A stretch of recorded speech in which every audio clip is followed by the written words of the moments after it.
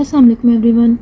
So today we will solve this nice exponential problem, which is 10 to the power 20 over 20 to the power of 10. So here we can see that 20 can be written like that, 2 times 10. So we will write 10 to the power of 20 over 2 times 10 whole 10. Now further we have a law. When we have a times b whole power n, so this power will go with the each factor. So a to the power of n times b to the power of n. So we will apply this here. So it will be 10 times 10 to the power of 20 over 2 to the power of 10 times 10 to the power of 10.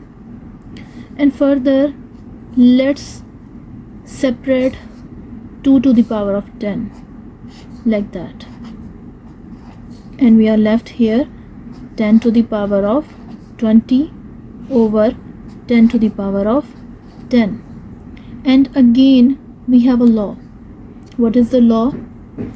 When we have a to the power of m upon a to the power of n, when we have the bases same but the powers are different and they are getting divided, so what we can do? We will write the base and we can subtract the powers. That means m minus n. So we're gonna apply this back in here. So 1 upon 2 to the power of 10 will be same, and here bases are same, that is 10, and 20 minus 10 will be equals to 10, and that corner will be written like that, 10 to the power of 10 over 2 to the power of 10. And again we have a law. And what is the law here? When we have different bases, a is getting divided with b, but their powers are same, which is n and n, like that.